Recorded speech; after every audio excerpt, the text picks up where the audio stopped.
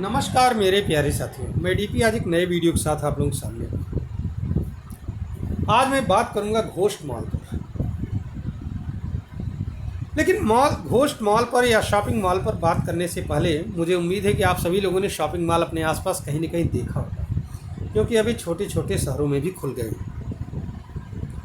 भारत का जो पहला शॉपिंग मॉल बना था वो 1863 में बना था। मद्रास प्रेसिडेंसी में चेन्नई में बना था। इसको स्पेंसर प्लाजा कहा जाता था।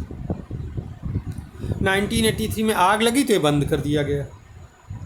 फिर 1991 में सतरंगानी और सुब्रमण्यम दो बिजनेसमैनों ने मिलकर के इसको फिर चालू किया और 2001 तक इसको 4 फेज में चालू कर दिया। हालांकि अब स्पेंसर प्लाजा ही नाम इसका रखा गया है, लेकिन अब एक घाटे में। इस तरह से स्वतंत्र भारत का भी पहला मॉल यही बना।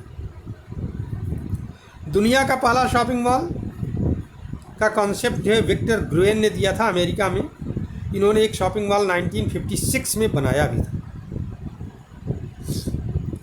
भारत में इसकी शुरुआत 1999 उदारीकरण के दौरान हुआ। 2003 में इनकी संख्या बढ़ती चली गई। 2008 तक के जो भी शॉपिंग मॉल बनते थे प्रॉफिट में होते थे, लेकिन 2008 के बाद में मंदी आई और इनकी संख्या में बेतहाशा वृद्धि हुई। लिहाजा अब ये मॉल जो है घाटे में जाने लगे। थिंक इंडिया थिंक की अगर हम रिपोर्ट को माने तो पूरे मॉल्स को 3 कैटेगरी में डिवाइड किया गया है। Grade A, grade B, grade C. Grade A में 5 लाख स्क्वायर फीट से ज़्यादा एरिया वाले मॉल होते हैं। 5 लाख या 5 लाख स्क्वायर फीट से ज़्यादा। ग्रेड बी में 1 लाख या 1 लाख से ज़्यादा और 5 लाख स्क्वायर फीट से कम।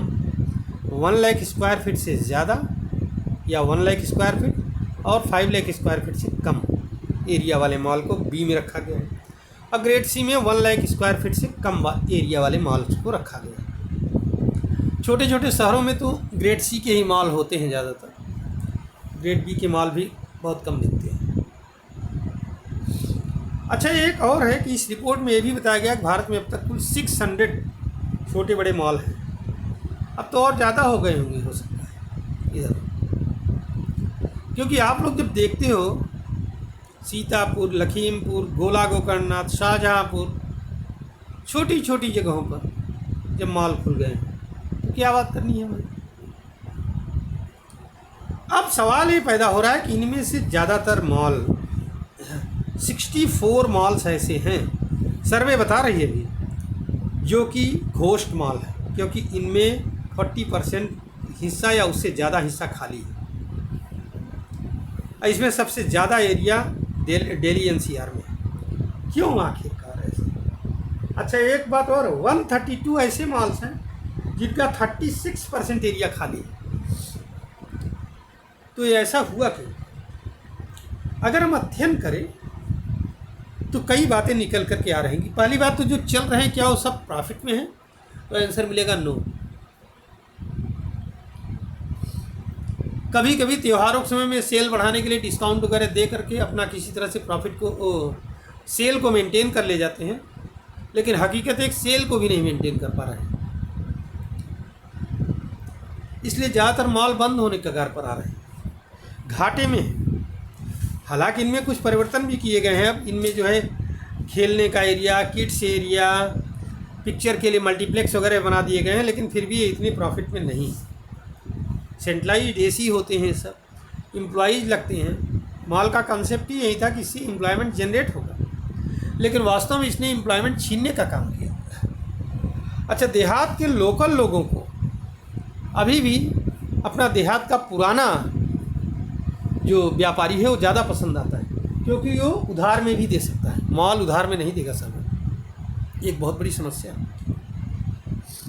तो जब छोटे लोग अट्रैक्ट नहीं हो पा रहे हैं यहाँ पर, मतलब गांव के लोग अट्रैक्ट नहीं हो पा रहे हैं यहाँ पर, अगर आ भी रहे हैं तो छोटा मोटा सामान खरीद करके चले जाते हैं। ज़्यादा महंगा सामान यहाँ पर नहीं खरीदते हैं। महंगा सामान वहीं खरीदता है जो बहुत धनी होता है। रिच पुअर्स की हालत, middle class, lower middle class की हालत नहीं है जो बहुत सामान खरीदे। अब ऐसे स्थिति में एक चीज़ और आया, क्या जो ऑनलाइन शॉपिंग है, इसकी वजह से भी मॉल की तरफ लोगों का रुझान कम हुआ। हालांकि इससे लोकल दुकानदारों की दुकानदारी भी प्रभावित हुई, लेकिन वो इतना प्रभावित नहीं हुई, शॉपिंग मॉल ज़्यादा प्रभावित हुए, क्योंकि जो चीज़ ऑनलाइन देख करके ख़रीदा जाता है वो सस्ते में ही पड़ जाती है और घर बैठे आ जाती है। तो ऐसे कई फैक्टर्स हैं जो इन मॉल्स को बढ़ने नहीं दे रहे हैं। अब उम्मीद ये करता हूँ कि आने वाले दिनों में दोनों के बीच में एक बैलेंस होगा, अर्थात लोकल दुकानदार और व्यापारी जो लोकल होता है और शॉपिंग मॉल्स जो मॉडर्न, इनके बीच में एक बैलेंस बन करके दोनों अपनी अपनी स्तर से लोगों को रोज़गार प्रदान करेंगे और बेहतर भविष्य की तरफ बढ़ेंगे। देखिए आगे की रिपोर्ट्स क्या कहती हैं। फिलहाल तो मैं अपना वीडियो यहीं पर समाप्त कर रहा हूँ। अगर आपको हमारी रिपोर्ट अच्छी लगी तो हमारे चैनल को सब्सक्राइब करिए, वीडियो को लाइक करिए और शेयर करिए। धन्यवाद, नमस्कार, जय हिंद, जय भारत, वंदे मातरम।